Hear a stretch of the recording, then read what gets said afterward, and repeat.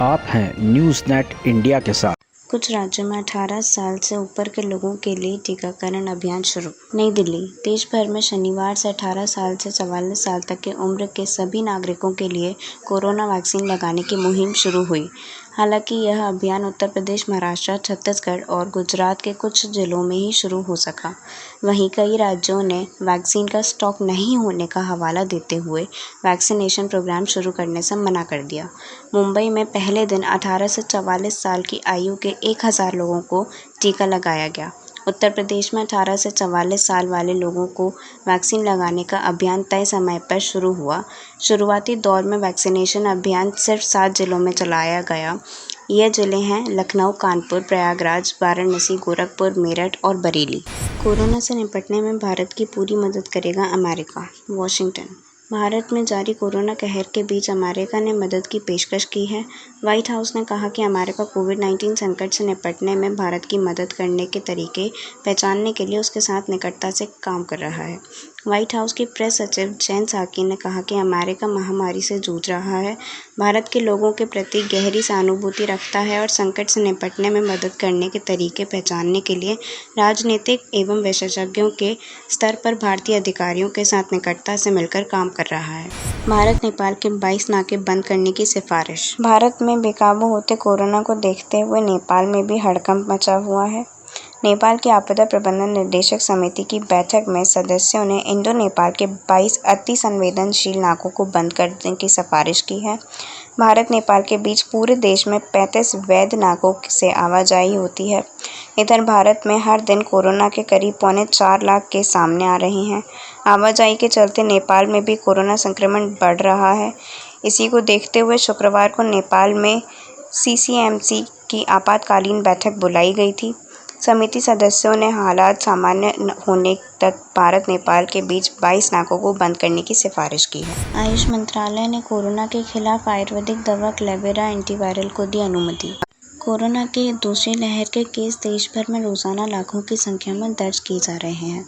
हर कोई यही चाहता है कि घर पर रहकर सर्दी, खांसी और बुखार होने पर वह अस्पताल जाने की बजाय घरेलू उपचार से ही इन पर काबू पा लें। ऐसे में एक बहुत ही बड़ी राहत की खबर आई है कि आयुष मंत्रालय ने लोगों में इम्यूनिटी बढ़ाने के लिए चेन्नई की pharmaceutical company Apex laboratory private limited की एंटीवायरल आयुर्वेदिक दवा क्लेवेरा को मंजूरी दे दी है। इस दवा का इस्तेमाल डॉक्टरों की सलाह के बाद ही किया जा सकेगा। यह उत्पाद देश भर में हर जगह उपलब्ध है और इसका दाम 11 रुपये प्रति टैबलेट रखा गया है।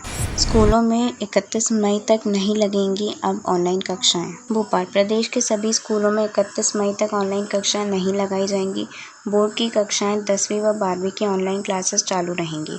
मध्य प्रदेश स्कूल शिक्षा विभाग का यह आदेश MP बोर्ड, CBSE, ICSE समेत सभी बोर्ड के स्कूलों पर लागू होगा। कोरोना के चलते बीते 1 साल से बच्चों की पढ़ाई प्रभावित चल रही है। इसे देखते हुए स्कूल शिक्षा विभाग ने पिछले साल 30 जुलाई 2020 से ऑनलाइन क्लास शुरू की थी। निजी समेत सरकारी स्कूलों द्वारा पहली से 12वीं तक के विद्यार्थियों को ऑनलाइन कक्षा से पढ़ाया जा रहा था। निजी स्कूलों ने पहली से 8वीं तक के विद्यार्थियों की परीक्षा भी ऑनलाइन ही ली थी। पॉजिटिव केसेस की तुलना में रिकवरी केसेस बढ़कर 84.19%। मुख्यमंत्री शिवराज सिंह चौहान। मुख्यमंत्री श्री शिवराज सिंह चौहान ने कहा कि प्रदेश में कोरोना पॉजिटिव केसेस की तुलना में रिकवरी रेट में लगातार वृद्धि हो रही है। रिकवरी दर 23 अप्रैल को 80.41% थी, जो बढ़कर आज 2 मई को 84.19% हो गई है। रिकवरी दर 29 अप्रैल को 82.28%, 30 अप्रैल को 82.88% और 1 मई को बढ़कर 83.63% पहुंची। एक्टिव केसेस की संख्या के हिसाब से मध्य प्रदेश देश में 7वें नंबर पर था, जो अब 14वें नंबर पर बेहतर स्थिति में आ गया है। प्रदेश के 26 जिलों में नए पॉजिटिव केसेस की तुलना में रिकवरी का प्रतिशत अधिक हो रहा है।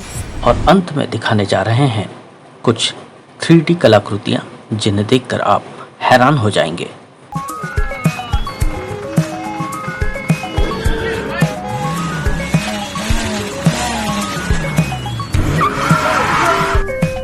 Till train start, check out please. Okay, got 4, 6, 5, 9.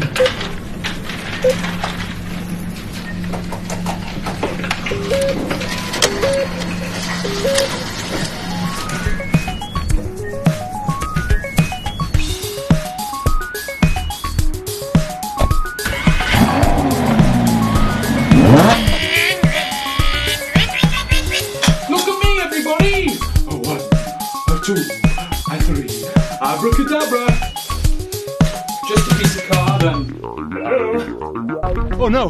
I told her I was going to be there half an hour ago. I'm going to be late!